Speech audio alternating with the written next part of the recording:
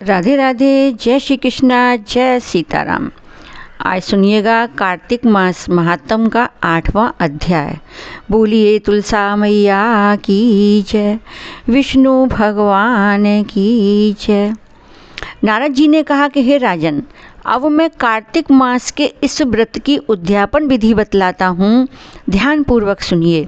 व्रती को चाहिए कि कार्तिक मास में शुक्ल पक्ष की चतुर्दशी को व्रत के संपूर्ण फल की प्राप्ति के लिए तथा विष्णु की प्रसन्नता के लिए उद्यापन करे। तुलसी के ऊपर चंदोवा बनावे, बंदरवार व फूलों से सुसज्जित करे, चंबर से सुशोभित मंडप बनावे, चारों दरवाजों पर मिट्टी के बने हुए पुण्यशील, सुशील, जय और विजय 4 द्वारपालों को अलग अलग बैठावे। तुलसी की जड़ों में 4 रंगों द्वारा सर्वतोभद्र चक्कर बनावे। उसके ऊपर पंचरत्न नारियल रखे और शुद्ध वस्त्र से कलश को ढके। फिर भगवान विष्णु का पूजन करे।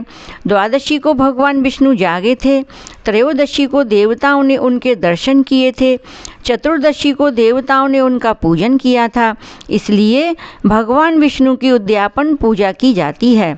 उस दिन संयम तथा शांत चित्त से व्रत करना चाहिए। अपने गुरु की मूर्ति बनाकर षोडशोपचार तथा विविध नैवेद्य आदि से भगवान का पूजन करें। विधि प्रकार के वाद्यों के साथ कीर्तन करता हुआ उस रात्रि में जागरण करें। जो प्राणी श्रद्धापूर्वक भगवान का कीर्तन करते हैं उन लोगों के 100 जन्मों के पाप धुल जाते हैं। जो व्यक्ति भगवान के नियमित जागरण करके रात्रि भर भगवान का कीर्तन करते हैं उनको असंख्य गोदान का फल प्राप्त होता है।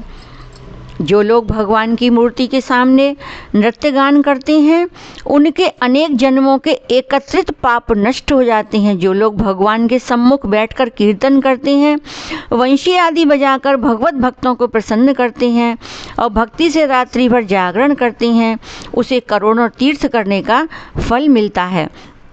पूर्णमासी को अपनी पत्नी सहित वेद पाठी ब्राह्मणों को या केवल एक ही श्रेष्ठ ब्राह्मण को उसकी पत्नी सहित बुलावें और उन्हें खीर आदि का मधुर भोजन करावें, यथाशक्ति दक्षिणा देवें, क्योंकि पूर्णमासी को ही भगवान ने अपने भक्तों को वरदान दिया था और मत्स्य रूप धारण किया था। अतएव उस दिन जो दान हवन जप आदि भगवान विष्णु के निमित्त किया जाता है वह अक्षय फल का देने वाला होता है। इसलिए व्रती 3 या 1 ब्राह्मण को सपत्नीक सामर्थ्य अनुसार भोजन करावे। उन ब्राह्मणों को अपनी सामर्थ्य के अनुसार दक्षिणा देकर प्रणाम करें। बाद में भगवान विष्णु की पूजा करके अन्य देवताओं तथा तुलसी व कपिला गाय का पूजन करें। व्रत की कथा सुनाने वाले गुरु व उपरोक्त ब्राह्मणों को वस्त्राभूषण आदि से पूजन करके उनसे क्षमा प्रार्थना करें। प्रार्थना के मंत्र का अर्थ यह है कि आप सब लोगों की अनुकंपा से मुझ पर भगवान सदा प्रसन्न रहें।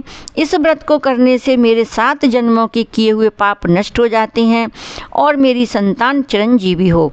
इस पूजा के द्वारा मेरी सभी इच्छाएं पूर्ण हों। मेरी मृत्यु होने के बाद मुझे अतिशय दुर्लभ विष्णु लोक प्राप्त हो। व्रत करने वाला इस प्रकार ब्राह्मणों से क्षमा की प्रार्थना करे और उनको प्रसन्न करके विदा करे। पूजा की सारी वस्तुओं के साथ गाय भी गुरु को दान में दें। पश्चात घर वालों और मित्रों के साथ स्वयं भोजन करें। कार्तिक और माघ मास के उद्यापन के नियम इसी प्रकार बतलाए गए हैं। इस तरीके से जो प्राणी कार्तिक मास का व्रत और उद्यापन करता है वह पाप रहित होकर मनवांछित कामनाओं को प्राप्त करता है। बोलिए कृष्ण भगवान की जय। 8वां अध्याय समाप्त हुआ। अब सुनेंगे 9वां अध्याय। राधे राधे।